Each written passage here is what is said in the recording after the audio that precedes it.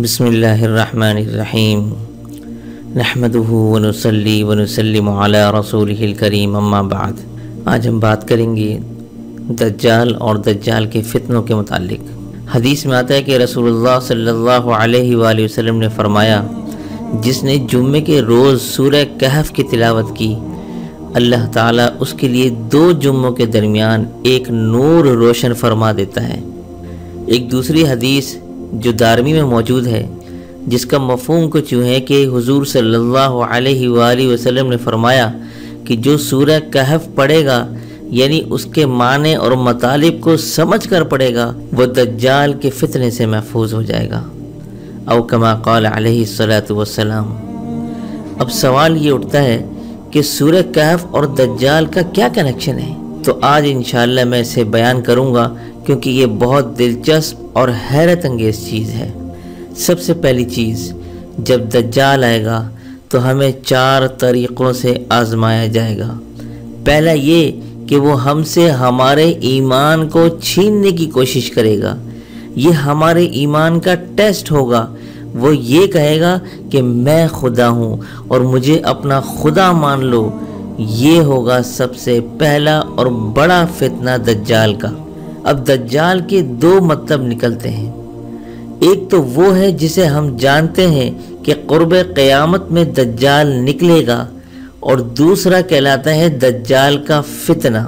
ہمیں اور ہمارے ایمان کو کہیں بھی کسی بھی وقت آزمایا جانا بھی اسی فتنے کا حصہ ہے۔ دجال خود بھلے نہ آئے، مگر اس کے کارندے اور اس کی فوج کے ذریعے ہمیں آزمایا جائے گا۔ تو جو بھی آپ کا ایمان آپ سے چھیننے کی کوشش کرے گا، وہ دجالی فتنے کا حصہ ہوگا۔ اور اسی بات کو ہمارے پیارے نبی صلی اللہ علیہ وآلہ وسلم نے بتا دیا تھا کہ قیامت کے قریب بہت سے جھوٹے لوگ آئیں گے میری امت کے پاس، اور وہ نبوت کا دعویٰ کریں گے، اور میں آخری نبی ہوں، میرے بعد کوئی نبی نہیں۔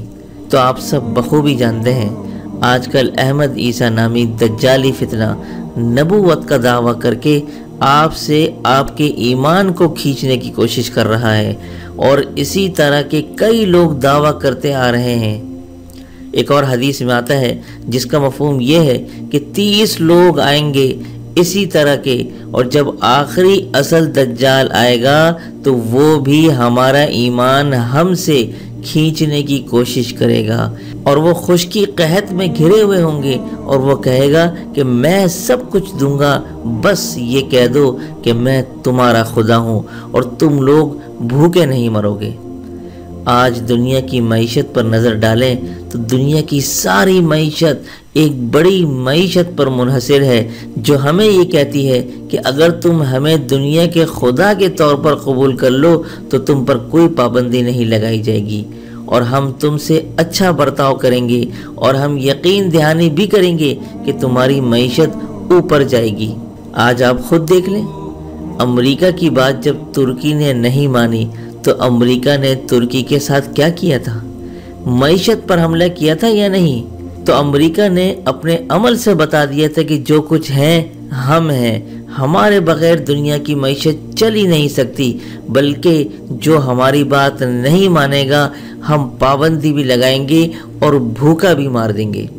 اللہ تعالی ہمیں ایسی آزمائش سے محفوظ فرمائے، آمین۔ تو میرے معزز ناظرین، یہی شیطان کے ساتھی اور اس کے دوست ہیں جو آج ہم پر اپنے آئیڈیاز، خیالات اور عقائد مسلط کرنا چاہتے ہیں تاکہ وہ ہم سے ہمارا ایمان چھین سکیں۔ ہمیں اس طرح کے حملوں سے آج بچنے کی بہت ضرورت ہے، ہمیں دین سے چمٹنے کی بہت ضرورت ہے۔ اللہ قرآن میں ارشاد فرماتے ہیں، اللہ کی رسی کو مضبوطی سے تھام لو اور ٹکڑوں میں نہ بٹ جاؤ۔ اللہ ہمیں متحد رہنے کی توفیق عطا فرمائے، اور اللہ کی رسی یعنی قرآن و سنت کو مضبوطی سے تھامنے کی توفیق عطا فرمائے، آمین۔ تو پہلا دجال کا امتحان کیا تھا کہ وہ ہم سے ہمارا ایمان چھیننے کی کوشش کرے گا۔ وہ یہ کہے گا کہ مجھے خدا مان لو۔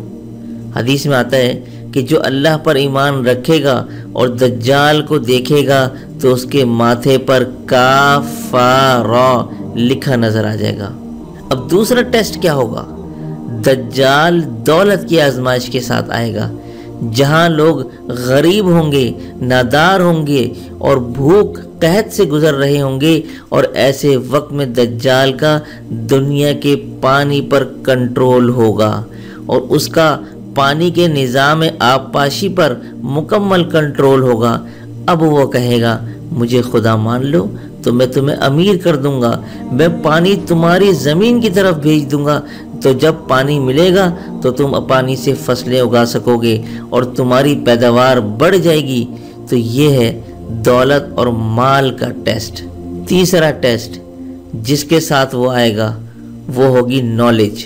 جو ٹھیک ہوگا اسے غلط سمجھا جانے لگے گا، اور جو عالم اور علم رکھنے والے ہوں گے ان کو جاہل سمجھا جائے گا، اور جو جاہل ہیں ان کو علم والا سمجھا جائے گا۔ جو دنیا میں صاحب علم ہوں گے ان میں جھگڑے ہوں گے اور انہیں ختم کر دیا جائے گا، یہاں تک کہ دنیا میں علم باقی نہ رہے گا سوائے ان کے جو جاہل ہیں، اور ان کو بڑا علامہ اور پروفیسر جانا جائے گا، اور عوام ایسے لوگوں کے پیچھے چلے گی۔ حدیث میں آتا ہے کہ دنیا سے علم کیسے اٹھایا جائے گا؟ علم کو علماء کی اموات کے ساتھ اٹھا لیا جائے گا، اور جب ایسا ہوگا جو ہو بھی رہا ہے تو ایسے وقت میں جاہل سامنے آئیں گے جسے خوب علم والا سمجھا جائے گا، اور جب ایسا ہوگا تو لوگ ایسے لوگوں کو حاکم بنائیں گے اور وہ خود گمراہ ہوں گے اور دوسروں کو بھی گمراہ کریں گے۔ اور اس کی انتہا یہ ہوگی کہ جب دجال آئے گا تو جو غلط ہوگا اسے ٹھیک سمجھا جائے گا۔ آج آپ میڈیا کی پاور دیکھ لیں، جس کی کوشش ہوتی ہے کہ وہ ہم مسلمانوں کے درمیان ایسی نفرت ڈال دے جس سے ہم الگ ہو جائیں، اور مسلمانوں کو آج دہشت گرد بنا کر پیش کرنے میں میڈیا کا سب سے بڑا ہاتھ ہے۔ اسے معلوم ہے اگر مسلمان متحد ہو گئے تو ہم ان کا کچھ بگاڑ نہیں سکیں گے۔ ہم میڈیا کی باتوں میں آ کر اصل حقیقت جانے بغیر فیصلہ کر بیٹھتے ہیں، اور یہی وہ ہتھیار ہے جس کی مدد سے میڈیا ہمارے دماغوں کے ساتھ کھیلتا ہے۔ قرآن میں اللہ تعالیٰ ارشاد فرماتا ہے اگر کوئی گناہگار مومن تمہارے پاس کوئی کسی بات کو لے کر آئے تو اس کو ماننے سے پہلے اس کی خوب تحقیق کر لو، ایسا نہ ہو کہ تم یقین کر بیٹھو اور بعد میں حقیقت جاننے پر تم افسوس کرتے رہو، اور لوگوں پر ایسا الزام ڈال دو جس کے وہ مستحق نہ ہو۔ اب اگر کوئی غیر مسلم ایسی خبر لے کر آئے اور وہ آپ کا دشمن بھی ہو، کچھ غیر مسلم ایسے بھی ہوتے ہیں جو مسلمانوں سے زیادہ سچے ہوتے ہیں، میں ان کی بات نہیں کر رہا، بلکہ وہ لوگ جو آپ کے دشمن ہیں، اسلام کے دشمن ہیں، ایسے لوگ ٹی وی پر آپ کو ملیں گے اور جھوٹی خبریں پھیلانے والے ہوں گے۔ اخباروں میں آپ کو وہ دکھایا جائے گا جس سے ہم اپنے ہی مسلمان بھائیوں سے بدظن ہو جائیں گے۔ اب اگر اس امت کے لوگوں سے دنیا کے برے ترین لیڈروں کے بارے میں پوچھا جائے تو ان کی زبان پر 20 مسلم لیڈرز کے نام فوراً آ جاتے ہیں۔ یہاں تک دجال ہمیں لا چکا ہے، ایسے موڑ پر ہم آ چکے ہیں کہ ہمیں پتہ ہی نہیں کہ ہو کیا رہا ہے، ہماری نالج کے ساتھ کھیلا جا رہا ہے۔ یہ سب دجال جال بچھا رہا ہے۔ جو دجال کے ساتھی اور مددگار ہیں وہی ہمارے دماغ اور تعلیم کے ساتھ کھیل رہے ہیں۔ تو دجال جب آئے گا تو نالج کا ٹیسٹ ہوگا، وہ ہم سے ہمارا علم لے جائے گا اور ہمیں اس بات پر یقین کرنے پر مجبور کر دے گا کہ جو کچھ ہم جانتے ہیں وہی سب کچھ ہے اور کچھ نہیں ہے۔ آج آپ دیکھ لیں، ہم مسلمانوں کی صلاحیتوں کو مفلوج کر کے آج کون ہم پر اپنی ٹیکنالوجی کی دھوس جماتا پھرتا ہے، کون کہتا ہے میرے پاس جو ہے وہی بیسٹ ہے اور کسی کے پاس نہیں، ہم سب بخوبی جانتے ہیں۔ اب سب سے آخری امتحان جو ہوگا وہ ہوگا طاقت کا، جہاں ہر شخص چاہے گا کہ اس کے پاس پاور ہو، لوگ چاہیں گے کہ ان کے پاس اتھارٹی ہو، اور تھوڑی سی طاقت پانے کے لیے وہ شیطان تک کی عبادت کرنے لگیں گے، اور ایسا دجال ان کو کرنے کا کہے گا۔ آج آپ کے سامنے سیٹنسٹ کے نام سے اور فری میسنز کے نام سے لوگ ملیں گے جو خود ابلیس کی عبادت کرتے ہیں، اور شیطان بدلے میں کیا دیتا ہے؟ وہ ان کو طاقتور ہونے کا احساس دلاتا ہے اور وہ محسوس بھی کرتے ہیں۔ ایسے لوگ دماغ کو اور دنیا کو کنٹرول کرنے لگتے ہیں، کیونکہ یہ وہ لوگ ہیں جنہوں نے اپنی قربانی دی ہوتی ہے اور شیطان کو خوش کیا ہوتا ہے۔ پھر وہ کیا کرتے ہیں؟ دنیا میں خون بہاتے ہیں اور لوگوں کا قتل عام کرتے ہیں تاکہ وہ لوگوں پر اپنی طاقت سے کنٹرول کر سکیں۔ آج 99% جو پاپ سٹارز ہیں وہ اسی کیٹیگری میں شامل ہیں۔ یہ سب کے سب ان تمام غیر اخلاقی چیزوں کو پھیلانے میں مدد کرتے ہیں جس سے شیطان خوش ہوتا ہے۔ اللہ ہمیں محفوظ فرمائے، آمین۔ ذرا ان کے کپڑوں کی طرف آپ دیکھیے گا اور ان کے گانوں کو آپ لوگ سنیں۔